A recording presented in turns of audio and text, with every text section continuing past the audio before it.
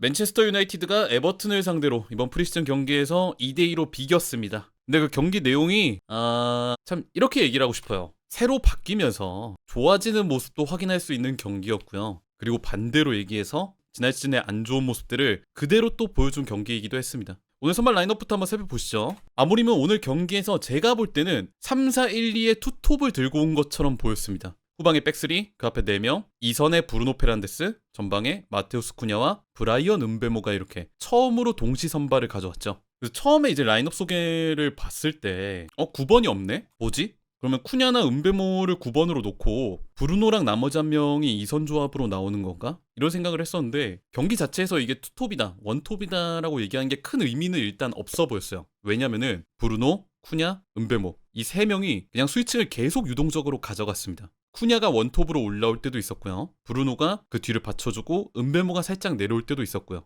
반대로 은베모가 제일 높이 올라가고 쿠냐가 살짝 내려오면서 브루노랑 받쳐줄 때도 있었고, 이런 식으로 이 3명이 삼각형을 이루면서 상황에 따라서 자기 위치랑 포지셔닝을 계속 바꾸는 전방 자원들의 그런 스위칭 플레이가 많이 돋보였던 그런 전반전 내용이었어요. 그리고 또 하나 말씀드리고 싶은 게 이 세 선수 다 특징 중에 하나가 위에만 가만히 있는 선수들이 아니잖아요. 예를 들어 맨유가 후방에서 빌드업을 하면서 볼을 돌릴 때 위에 있던 브루노 페란데스 내려오고 은베모는 오른쪽 가까이 내려오고 쿠냐도 내려오고 이런 식으로 전체적으로 중원 지역의 선수들이 많이 가담하는 그런 느낌이 들었던 것 같아요. 이번 경기 역시도 맨유가 지난 본머스전에서 보여줬던 것처럼 빌드업의 중심이 좀 오른쪽에 쏠려있는 느낌이 있었습니다. 바인드르가 볼을 잡았을 때 더리우트, 요로가 아래로 내려오고요. 쇼는 왼쪽으로 넓게 벌렸습니다. 그러면서 요로가 볼을 잡았을 때 아마드, 우가르테, 브루노, 마이누, 쿠냐랑 은베모까지 아래로 내려오면서 이런 식으로 오른쪽에 빌드업 무게를 좀 두는 느낌? 근데 여기서 풀어나올 때 좀 재밌는 그림들이 있었어요. 맨유가 이제 은베모를 영입할 때 제일 기대했던 부분 중 하나가 뭐예요? 물론 이제 쿠냐랑 이선 조합도 많이 사람들이 기대를 했지만은 그 이상으로 기대했던 것 중에 하나가 오른쪽 윙백으로도 뛸 수 있는 이 선수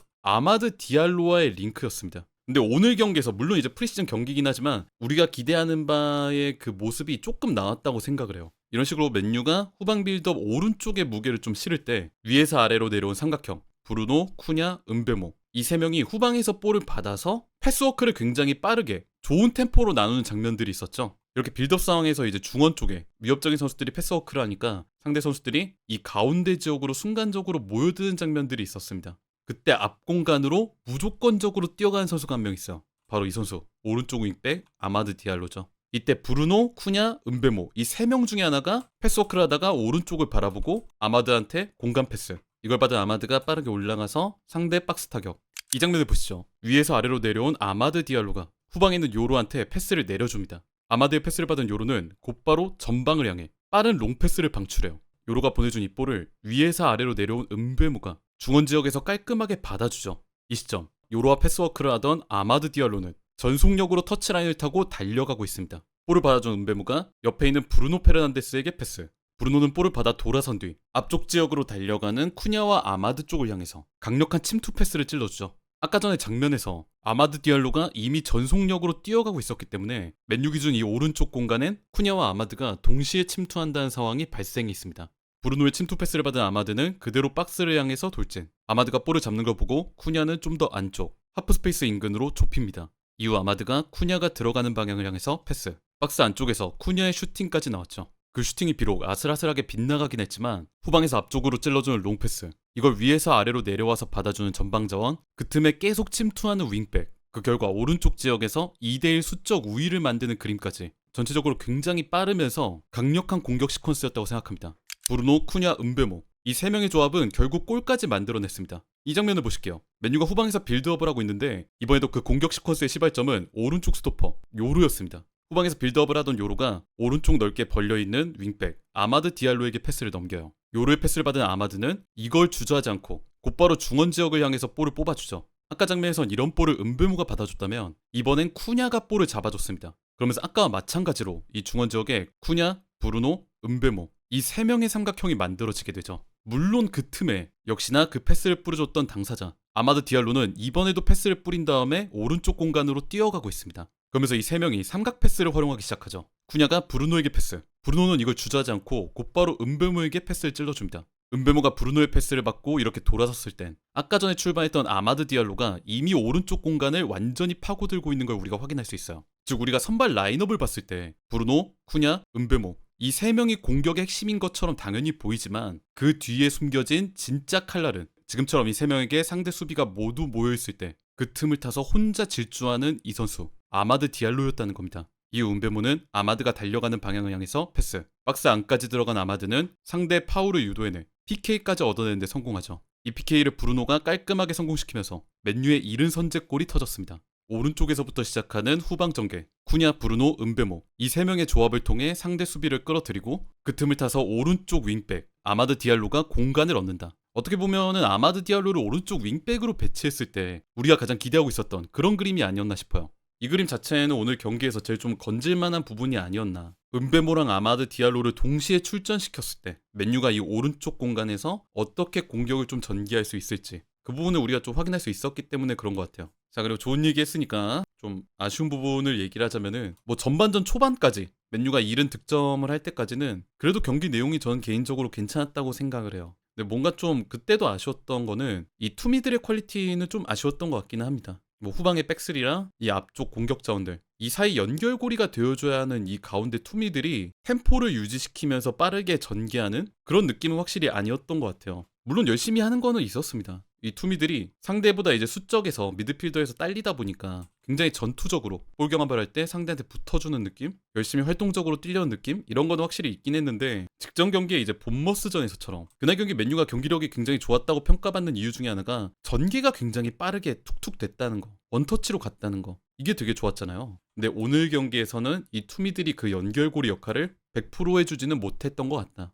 또 하나 얘기를 해야 되는 게 이 선수 우가르테. 오늘 우가르테의 플레이가 좀 많이 아쉬웠던 것 같기는 해요. 뭐 뺏기는 것도 그렇고 패스 선택이나 판단력 부분에서도 많이 좀 아쉬웠기도 했고 그리고 특히나 이제 전반전 장면 때 맨유가 역습으로 나갈 수 있는 상황에서 후방에서 본인이 볼 잡았을 때 직접 이거를 드리블 돌파하려고 하다가 앞에 있는 쿠냐한테 이제 전진 패스를 넣어줘도 되는 상황에서 본인이 직접 이거를 끌고 올라가려다가 애매한 위치에서 볼을 또 뺏기고 그대로 실점을 내주는 장면 이런 것들이 좀 결정적으로 있었는데 저는 이런 장면들이 나온 이유 중에 하나가 뭐냐고 생각하냐면 오늘 우그라테가 요구받는 역할이 좀 많은 것 같기는 했어요. 뭐였냐면은 이 투미들 중 하나로 뛰면서 전투적으로 상대랑 경합하면서 붙어주는 미드필더 이 역할이 일단 기본적으로 하나 깔리고 아래로 많이 떨어지는 역할을 요구를 받았죠. 우리가 흔히 알고 있는 6번 홀딩 미드필더 자리로 떨어지면서 후방 3위 빌드업의 주체 가장 핵심 역할 이거를 맡기도 하고요. 그리고 심지어 여기 추가적으로 후방에서 벌리는 루크쇼, 더리우트 사이 공간으로 떨어지면서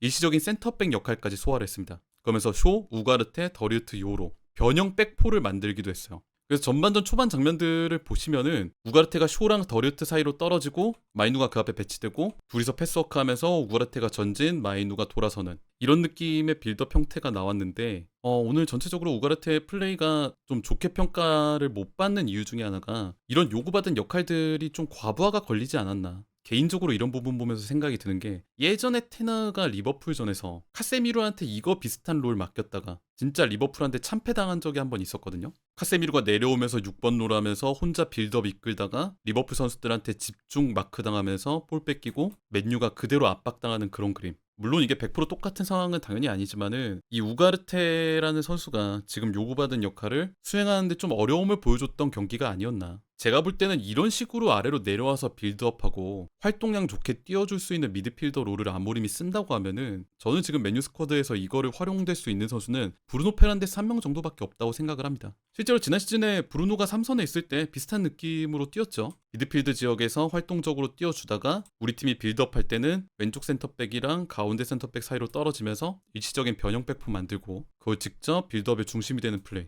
이런 거를 브루노가 했었는데 오늘은 아모림이 브루노를 2선에 올려 쓰려고 하다 보니까 우가르테한테 그 역할을 그대로 맡긴 느낌이 들어요. 네, 하지만 우가르테가 그거를 소화하기엔 무리가 있지 않았을까. 그리고 뭐 또 하나 얘기를 하고 싶은 게 개인적으로는 달로가 좀 아쉬웠다라는 느낌은 받습니다. 결국 아모림 체제에서 중요한 거라고 한다면 윙백의 공격성이 굉장히 중요한 롤인데 오른쪽은 그래도 아마드가 그런 퍼포먼스적인 느낌들을 보여주는 게 있거든요. 아까 말씀드렸던 것처럼 은베모와의 링크도 되고 내려오는 브루노, 쿠냐한테서 패스를 받아서 뒷공간 침투하는 그림들 그리고 상대가 이거를 신경 써서 오른쪽으로 더 퍼지게 되면은 가운데를 침투하는 은베모나 브루노, 쿠냐한테 공간이 나는 그림 어떻게 보면은 윙어로서의 그런 역할, 공격적인 역할을 수행하고 있다고 볼 수 있는데 이런 거를 왼쪽에 있는 달로가 오늘 해줬냐고 한다면은 긍정적으로 얘기하기 좀 어려울 것 같기는 해요. 공격적으로 잘 올라가서 파이널 서드 플레이메이킹을 해줬냐? 그것도 좀 애매했고, 예를 들어 후방에서 수비를 할 때 위에서 아래로 내려왔을 때는 상대의 크로스나 측면 돌파를 모두 무효화해서 막아냈느냐? 그것도 아니었고, 전체적으로 오늘 달로의 플레이가 좀 애매해진 것 같기는 합니다. 차라리 그나마 후반전에 이 자리에 도루구 들어왔을 때는 확실히 나았어요.